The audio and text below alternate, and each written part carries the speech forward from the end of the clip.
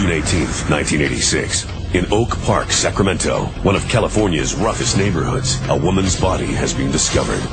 So it's just another murder in the neighborhood of Oak Park. So I don't think the neighborhood really caught on to what was really beginning.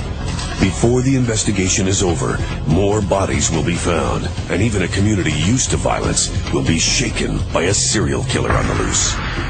It was obvious that these women didn't die of natural causes. It just wasn't clear in the beginning what the connection was between them. Along with police, there are those who chronicle the investigation up close, on film, on paper, and on tape. They are the public's first witness. Through their lens, they capture our darkest chapters of crime.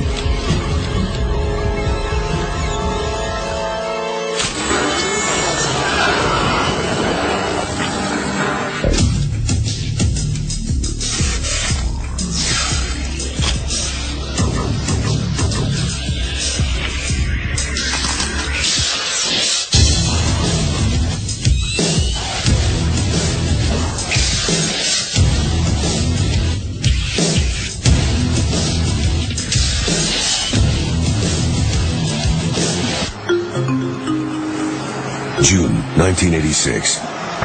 In Northern California, the state capital of Sacramento is experiencing a period of growth and prosperity. It was expanding. More people were coming to live here. Different neighborhoods were developing. I think anybody who moved here absolutely would love it and will want to live here. It's definitely a place that you can raise kids, raise a family, and retire. There are some areas of the city that even long-time residents try to avoid. One is Oak Park on Sacramento's southeast side, the city's oldest suburb. It didn't pay to go into Oak Park by yourself, because you never know what's going to happen. It was just a plain mean area. And they had lots of problems with drugs and street prostitution. There were all the crimes involving drinking and drugs, lots of fights. At the time, the drug fueling much of that violence is taking the city by storm. Rock cocaine, or commonly known as crack, that was something that was now starting to take its place in the Sacramento drug area. And we were finding lots of people using it, being that it was extremely addictive. I think Oak Park probably in the 1980s was at its highest peak as far as drug usage. For many drug users in Oak Park, fueling their $400 a day habit is a full-time job. 22-year-old Yolanda Johnson is one of those people. But it wasn't always that way. I understand that she was a very, very good cosmetologist. She did hair. But once she got into the crack cocaine scene, she never returned. Her thing was to, steal anything that didn't belong to her, to barter off, to sell off, to get her drug. Known in the neighborhood as Yo-Yo, Johnson works as a prostitute, cruising the local strip to finance her next high. It is a job with its own set of occupational hazards. She was just one of those individuals that was working in a type of job that, you were very susceptible to being victimized in whatever manner. Either rape, beatings, drug rip-offs. Sometimes working girls in the neighborhood simply disappear, and Yolanda knows a few who have been missing for several months. But Yolanda also knows from experience that women in this profession come and go, often without warning. The thing about when these people came up missing who were on drugs or prostitutes, they would leave home and be gone 3 or 4 months at a time, and then they'd come back. Stay around 3 or 4 months, then leave and come back. Another hazard of the job is the police. On June 9th, 1986, Yolanda is arrested for soliciting. She is back on the streets a few days later, and on June 15th, she gets into an argument with another prostitute, Pamela Suggs. And I think Pamela Suggs might have been one of the last persons who saw Yolanda Johnson alive. June 18th, 1986. At 8 o'clock in the morning, a truck pulls up in front of a vacant house in the Sacramento suburb of Oak Park. This person was going to finish up some last-minute details because I believe the owner was coming in the next day to make sure the house was done. So he went into the house, and he smelled a foul odor. He knew that it was something wrong because he had been in Vietnam before, and he knew a bad smell, a definitely smell when he did, but he never really paid any attention to it. Figuring it's probably a dead animal, the workman goes outside to collect the carpeting he plans to install that morning. So he went back up to the house, and that smell hit him in the face again. So this time he wanted to check out the whole house. So he goes through all the rooms in the house. When he gets to the last room, he opens the door, he walks in, and then he sees a dead body in the closet. So he called police to report it, and homicide detectives responded out there. When Sacramento homicide detectives arrive at the address, they recognize it as a house frequented by drug addicts and prostitutes. At night, the house would be pretty much turned into a trick pad, a place where you would go and do drugs. Inside a bedroom closet, police find the decomposing body of a woman, naked from the waist down. They also find drug paraphernalia used to smoke crack cocaine. There was nothing inside of the residence, so you really couldn't say that any furniture was thrown about or there was any fighting going on. But it was evident that there was some sexual activity that had taken place there. There was what appeared to be semen found on one of her legs. And at that time, DNA was in its infancy as far as being able to find out immediately who the DNA may be connected to. But to me, that was probably the most critical piece of evidence on the scene. In 1986, the science behind DNA is relatively new and still cumbersome. The sample must be sent to a federal crime lab, where results are anything but immediate.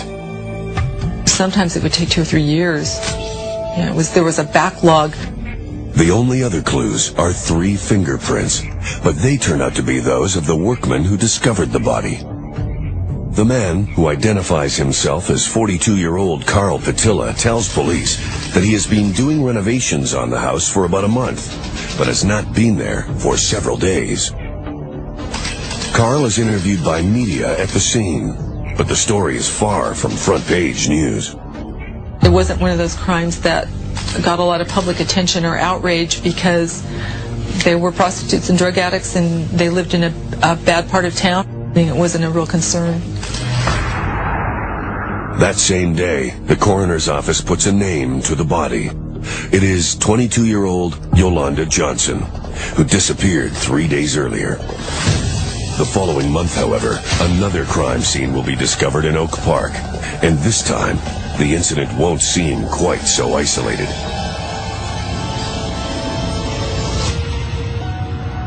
June 18th, 1986. In the Sacramento suburb of Oak Park, the body of a woman has been identified as 22-year-old Yolanda Johnson, a known prostitute and drug addict. Cause of death has not been confirmed, but it is clear that police are dealing with a homicide. Detectives have already questioned Carl Patilla, the 42-year-old handyman who discovered the body at the vacant house where he was doing renovations. There is little he can tell them beyond what he found that morning. Although he lives and works in the Oak Park area, he has never seen the victim before and has not been at the house for several days. However, later that day, a routine fingerprint check makes it clear that while he is a handyman and has been doing renovation work in and around Oak Park for more than 2 years, Carl Patilla is not who he says he is. He was using his brother's name, so he wasn't really Carl Patilla. It was some individual, another individual. So they checked him out. The police checked him out. His real name is Morris Solomon Jr., and police discover that he has a criminal record dating back to 1969.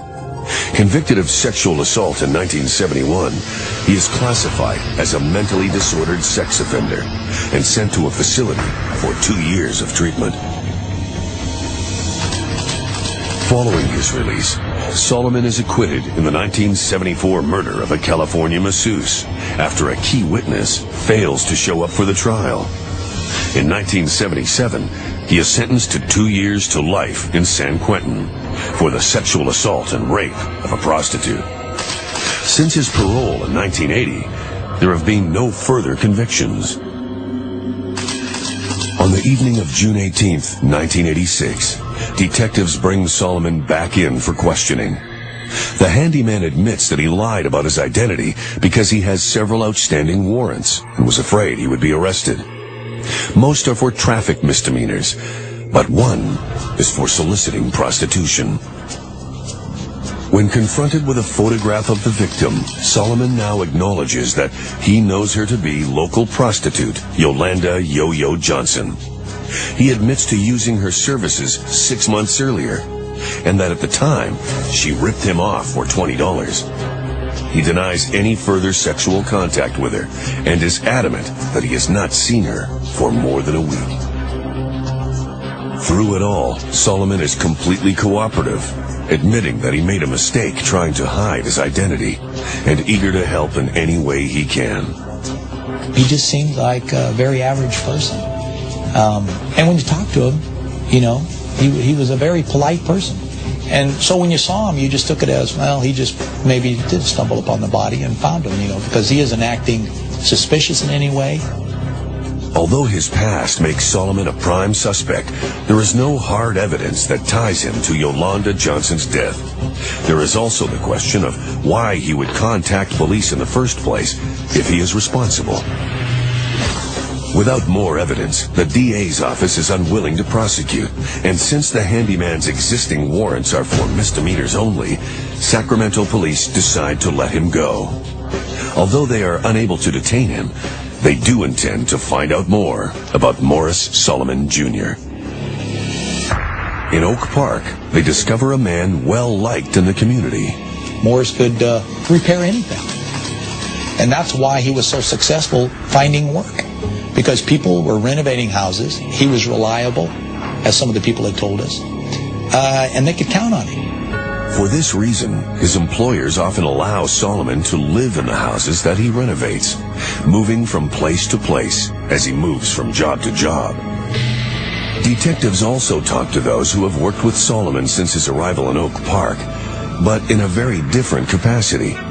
Prostitutes in the neighborhood who knew Yolanda Johnson also know Morris Solomon very well. They thought he was basically a generous person. He would even date women, and if he didn't have the money, you know, they'd have sex with him on credit. The next couple of days when he got that money, Morris went there to pay those women. So yeah, he definitely had a good heart. By July 15th, almost a month after the discovery of Yolanda Johnson's body, Sacramento detectives are no closer to solving her murder. There is every indication that Morris Solomon Jr. had nothing to do with her death, and there are no further suspects. That same day, 24-year-old Angela Polidori is released from police custody after spending 4 days in jail on prostitution charges. Angela Polidori lived in Oak Park. She was absolutely a knockout, drop-dead gorgeous female. She is one person who was known in the neighborhood who would chase crack cocaine 24 hours a day, 7 days a week, 365 days a year. That was her thing. Whatever she could do to get that drug, she would do. And that's including having sex, selling her body. In the early morning hours of July 16th, 1986, Angela Polidori finds someone who is willing to provide her with the drug she craves. She brings him to the home of a friend, Janet Scott. This particular person used to let her bring Johns over to her house to have sex in the laundry room or something like that. But her friend was like, look, hey, it's too late. You gotta go. So, Angela said, well, can I sit here and smoke this vial of crack cocaine? She said, yes. Hurry up, make it quick. So they went in the bathroom to smoke this crack cocaine. And that was the last time they saw her. But they had mentioned that they thought she had left in a pickup truck.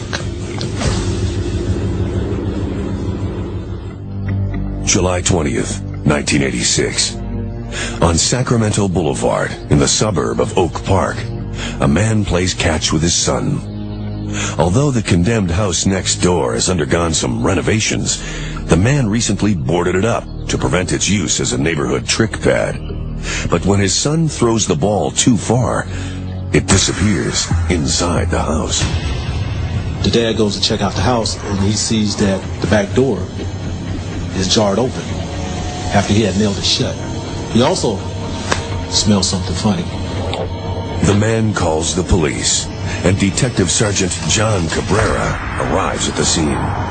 It was mid-afternoon, hot July day. Before I got to the door, I could already smell what I had smelled many times before, that stench of death. Went down into the basement area and looked around, and then found the victim had been dragged on the floor from the east end of the basement all the way to the west end. And then some items were placed on top of her in order to try to conceal her body. The female victim lies in a fetal position, her wrists and ankles bound with an electrical cord. After looking at the scene, looking at the items that I found there, which included some type of metal pads that commonly used in the smoking of rock cocaine, and given the state of how we found the victim, that was kind of obvious to me that there was probably some drug use going on, that there was some kind of a sexual activity going on. We knew that the house was under renovation, but we also knew that it was in an area of high drug use. That's what some of the people told us that we had canvassed in the neighborhood, and that was, people were using it, people were coming and going. So we really couldn't clearly establish if anyone had seen her or the perpetrator or anything to lead them to believe that something had occurred. It took them a while, at least a couple of weeks, to identify the body, but they were able to identify that it was Angela Polidori. We had found that she was reported missing that month. And her background showed that she'd had a history of prostitution, drug use. As far as the media is concerned, it is just another tragic end to an already tragic life. Another back page story, as far as anybody could tell. With no witnesses and no confirmed cause of death, police are once again left with little to go on. Remembering a similar case from the month before, police search for connections between the two deaths. Given the circumstances on Angela's case, where this is a house that was currently being renovated, nobody was living there, the type of activity as far as narcotic activity, maybe some sexual activity going on, that was what we could connect to Yolanda Johnson's case. But at that point, that is really all we really had. With the results of the DNA test still pending and no hard evidence to connect anyone to the crimes, police can only continue the search for the killer's identity before he kills again.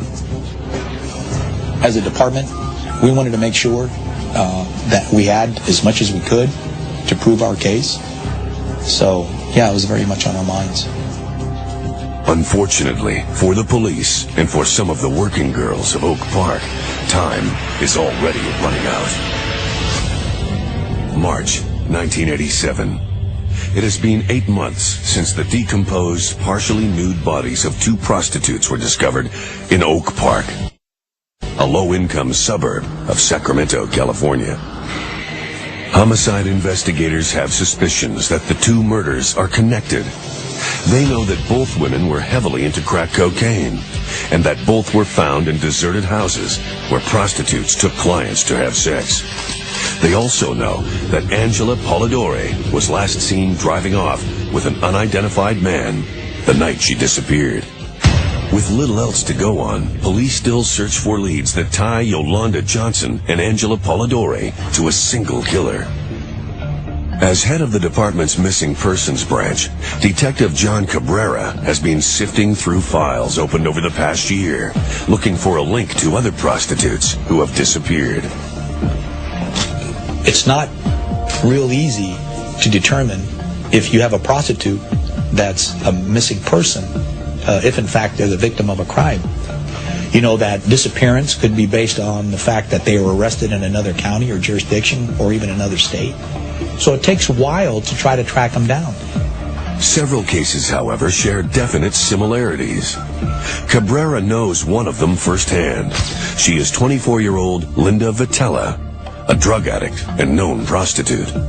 John Cabrera would tell me when he was working Vice, he would run up on Linda Vitella working 16th Street, working a stroll. Hey, what are you doing here? Get out of here. I know what you're doing.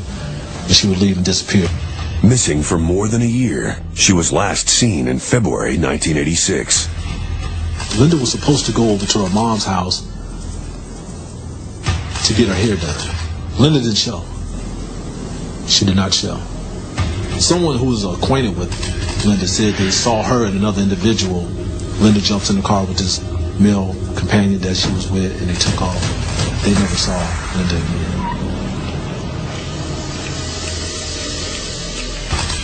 The most recent disappearance on Cabrera's list occurred just 1 month earlier, in February 1987. The mother of 2 children, 26-year-old Cherie Washington, was a woman whose life was spiraling out of control. She was absolutely a beautiful, gorgeous woman. She was a singer. She was a dancer. They said when she go to the parties, she would be the best dancer and singer out the whole set. As beautiful as she was, somehow she fell into drugs. And when she got into drugs, she did do a little prostitution. February 6th, 1987. At 9 p.m., after a night spent doing drugs at her sister's house, Cherie heads to a local liquor store. An hour went by. 2 hours went by. And she's not back. So the sister and the best friend, they go out looking for Cherie. She just kind of like, poof, just disappeared in the thin smoke. She had been reported missing. She was one of a group of, I believe, 8 that we were taking a look at the time. All similar. All a history of narcotics use. All a history of one time or another some prostitution. So we were connecting with that possibility that somehow they were connected to our perpetrator. March 19th, 1987. At a repossessed home in Oak Park, workmen are preparing to lay drainage pipe when they come across a piece of plywood buried in the backyard. So they dug up around it, and then they noticed that it was a black trash bag sticking out as well. So one guy said, well, I have this knife, I'll just cut it open and we'll see what it is. And he cut the bag open, and a foot pops out. A human foot pops out. Homicide detectives find the decomposed body of a woman tied in the fetal position by electrical cords. Word of another body in Oak Park reaches the local media. I don't think anybody gave a second thought to the first one, or 2, or even 3. But then when it became kind of a pattern, that was the deal right there, that you figure, well, maybe there's, a little bit more to this that's going on. As with a previous body, the level of decomposition makes the body difficult to identify. The layers of tissue become so decomposed that you can't take fingerprints. The tissue on the fingertips, the skin sloughs off. 2 tattoos on the victim's shoulders are the only definitive clues, but police cannot match them with their list of missing persons. However, media reports about the body prompt one family to contact police and ultimately give the unidentified victim a name. 18-year-old high school dropout turned prostitute, Maria Apodaca. I believe Maria was biracial, black and Latino. Young, very attractive. Another person who was arrested, busted for drugs, crack cocaine in particular.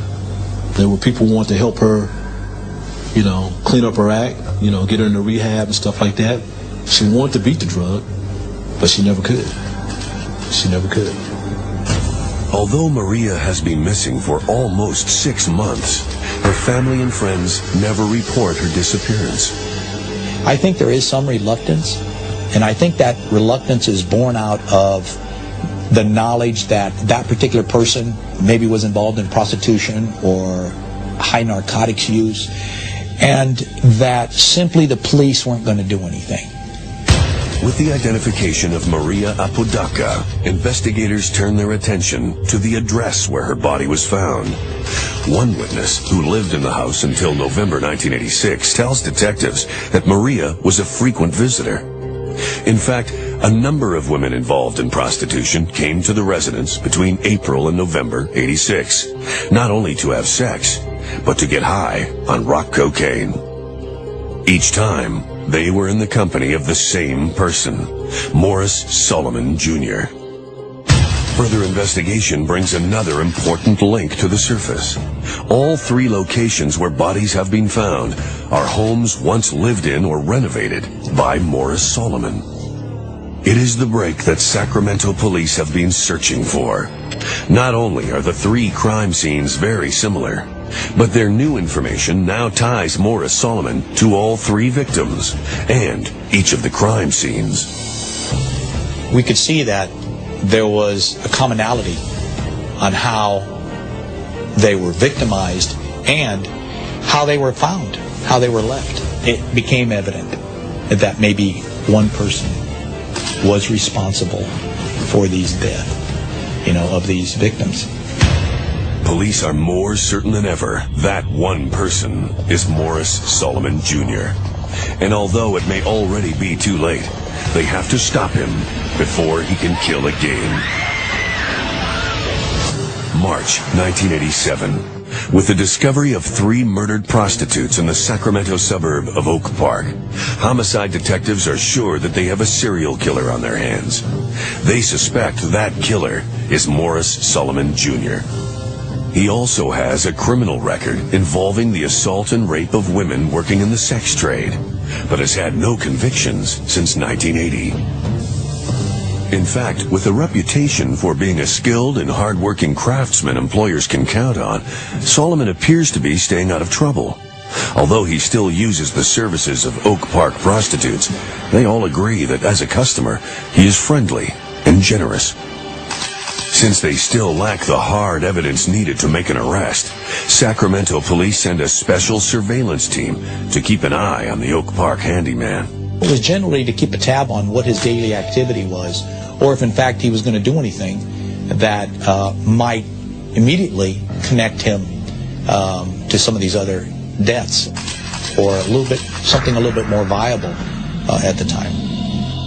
In the meantime, detectives continue to search for evidence that links Solomon not only to the 3 murders, but to unsolved missing persons cases involving prostitutes and known drug users. What we know as a commonality linking the victims, I think one of them would be narcotics use, prostitution, being out in the street, and predominantly they all were hanging in Oak Park. And so we could see this clear pattern. So what we did was we used the missing persons cases, and we were able to publish the people that we were looking for, as that there was a possibility that maybe they were connected to some of these cases, or maybe their disappearance was connected in some way to these cases that we were having. What detectives don't want to do is tip their hand by giving too much information to the media.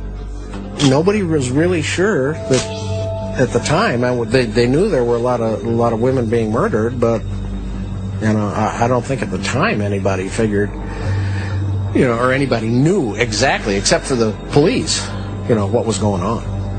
There were connections made, but once again, the police, the Sacramento Police Department didn't want to, they didn't want to blow their investigation. While news of another murder barely creates a stir in and around Oak Park, families of the 3 victims and those of the women still missing are eager to see the case solved.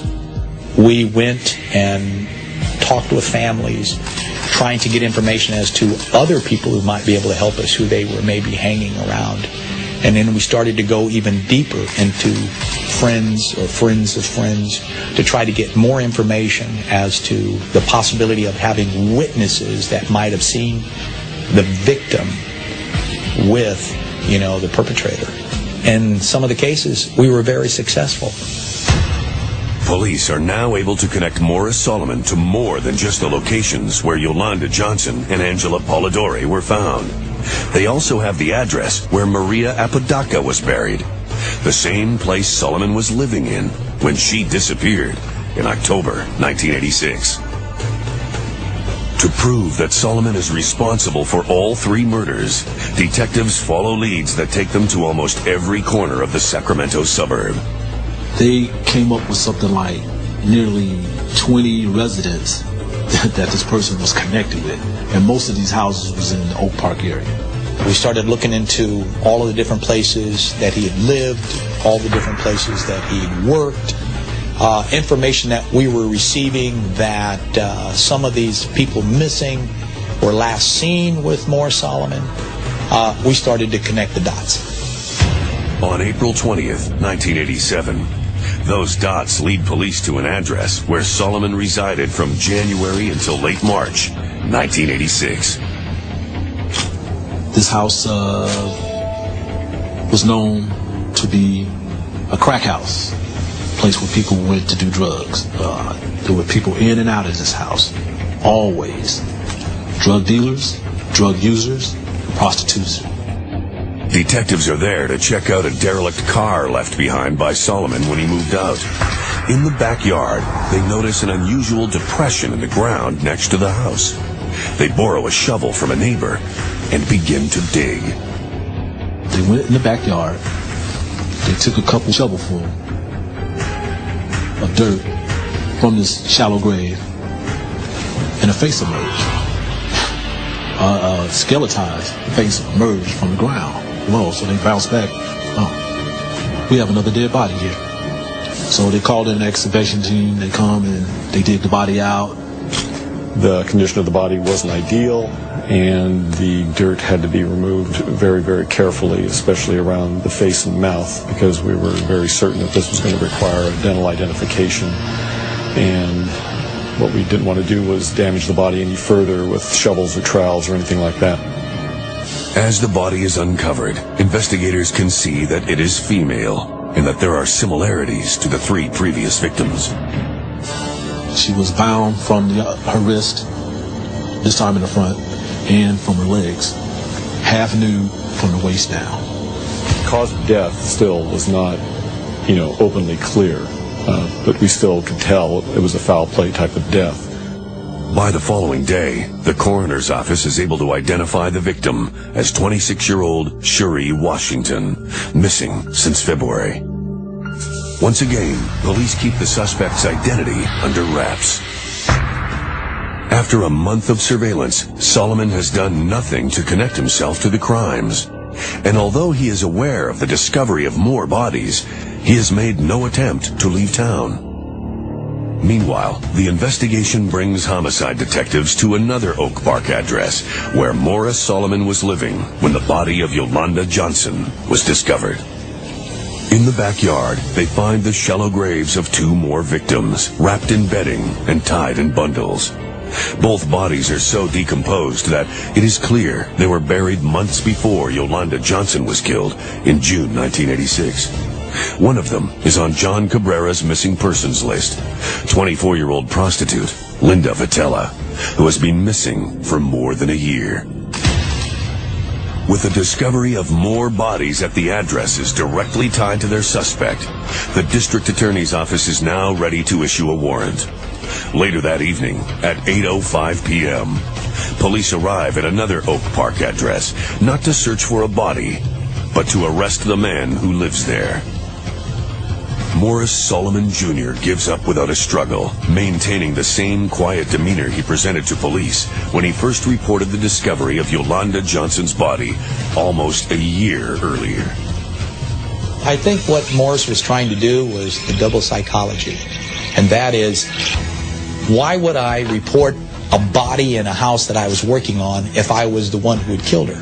That proved to be his fatal move.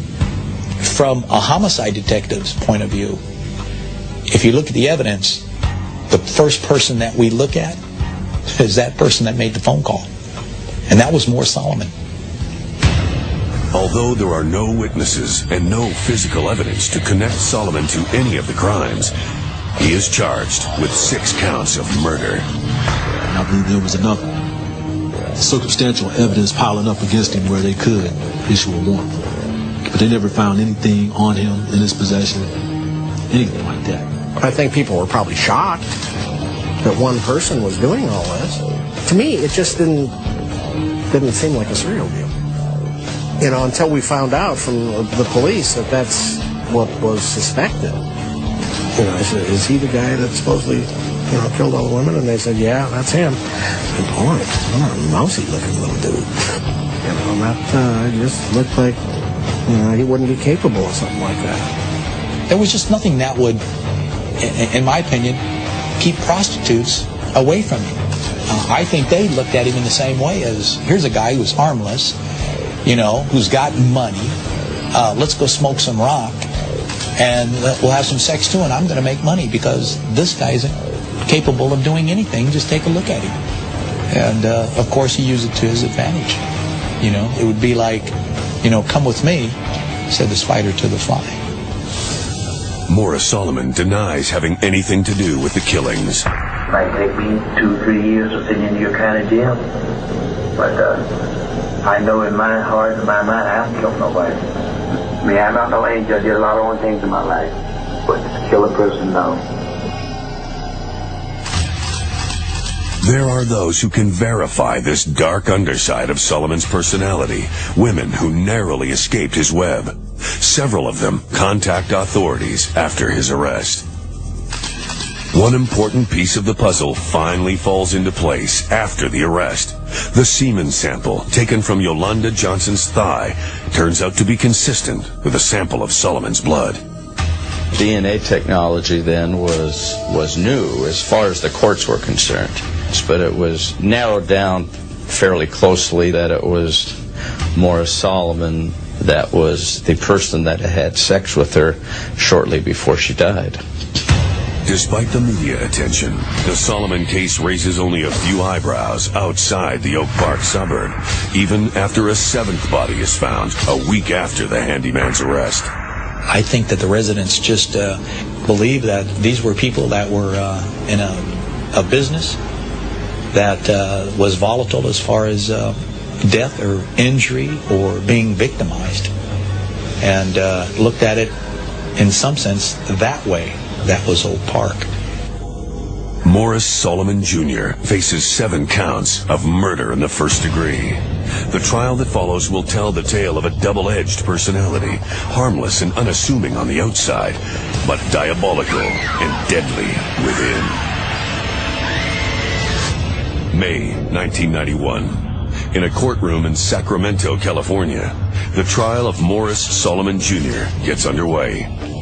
The handyman is charged with the first-degree murders of 7 women in the suburb of Oak Park during 1986 and 1987. At first glance, the defendant seems incapable of such horrendous crimes. Even the police admit that during their investigation, Solomon was always cooperative and eager to help. But, you know, this type of behavior is not uncommon or unusual when you're talking about a serial killer. Very likable, very manipulative, very sociable. All those skills which got him through the front door, but the violence and the horrendous acts that he committed on the victims, it was just unbelievable. This guy was just a killing machine. Although the murders have been covered extensively, only a dozen spectators show up for the opening statements. The defense presents Solomon as a victim himself, painting a picture of a life shaped by violence at an early age. Morris was born in Albany, Georgia in 1944, Deep South State. He was basically raised by his grandmother, and his grandmother beat the hell out of him and his brother and his cousin. She would tie him up with electrical cords, tie him to his bed. And this went on for years and years and years. And I think it's more than a coincidence that many of the ladies, when they were found, had electrical cords wrapped around them. A tour of duty in Vietnam in the mid-60s affords Solomon his first experience with prostitution, a way to relieve the stress of combat. They have sex with the Asian women in Vietnam. But there was another side to that. The GIs were having sex sometimes with the enemy and did not know it. Many times, prostitutes were used by the enemy to inflict pain and suffering on the soldiers. So GIs knew that they could also be dangerous, and Morris picked up on that. Matter of fact, one of Morris Solomon's friends was killed by a prostitute right there in front of him. So I think in the process it was have sex with her, a bound, gag, and rape her. I think that carried on back in the United States when he came back in 1966. I know a lot of the fellows who came back, there were many, and their personalities were really changed. The prosecution introduces 15,000 court documents and over 600 exhibits that depict Solomon as a cold-blooded killer, whose friendly, unassuming manner, along with the promise of drugs and money, endeared him to local prostitutes needing to score. He seemed to prey on vulnerable people, people that did have a history of being on the outskirts of society, drug addicts, prostitutes. I think it was availability. He lived in the neighborhood. He knew a lot of these people. I think they were available to him, basically, and trusted him. The evidence, however, is all circumstantial, since no one actually saw Solomon kill any of the victims. There was no hard evidence to really connect him to. The pathologists, the coroners, they could not determine a cause of death. At the same time, there are witnesses who can testify that they saw the victims in Solomon's company. Well, I think the main common thread that the prosecutor had was the fact that Morris Solomon had had contact with all of these ladies, and that Morris Solomon generally had some connection to the location where each and every one of them were found. In addition to this, surviving victims of Solomon's attacks testify against him. A former prostitute tells the court that Solomon tied her up with electrical cords in August 1986 and raped her repeatedly until her boyfriend's return scared him off. Since she was on probation, she had not reported the attack at the time. Another woman tells a story of being attacked by a man who tries to drag her into his truck at knife point. She escaped, but did not report the incident immediately. In court, she identifies the man as Morris Solomon Jr. On August 29th, 1991, after 10 days of deliberation, the jury returns with its verdict. Guilty on 6 of the 7 counts of murder. 4 of them were first-degree murders, 2 of them were second-degree murders. And plus he was convicted of 5 other sexual offenses from women who survived his attacks. The sentence is death by lethal injection. And on September 23rd, 1992, Morris Solomon Jr. is transferred to San Quentin State Prison, where he awaits execution as the 342nd inmate to be sent to death row. I just don't think there was anything left for the jury to do, given the fact that he was convicted of 6 murders. To say that Morris would have killed a certain amount of people and stopped would be wrong. Morris would have continued to kill and kill and kill until he was stopped. To this day, Morris Solomon Jr. denies being involved in any of the killings. He remains on death row and as yet does not have an execution date. He knows he's not going anywhere. That's his life. And quite honestly, I do not believe that they're going to get a chance to inject that needle in his arm. I think he'll die in there of natural causes. I believe he thinks he'll die in there of natural causes. Solomon leaves behind families devastated by the loss of their loved ones, not only the 7 known victims, but also those whose fates will forever remain a mystery. Morris Solomon, to me, has to be one of the top serial killers, simply because, you know, we do know how many he killed and that he was convicted of here, but we really don't know how many he's killed over his lifetime. We know where it ended, but where did it start? And we still have people missing to this day that we know are somehow connected to Morris. It was just such a surprise to see what a mousy little guy he was. And to think that he was actually capable, you know, taking that many lives and just getting away with it, you know, for that long. So it's, but that's it. Glad they got him.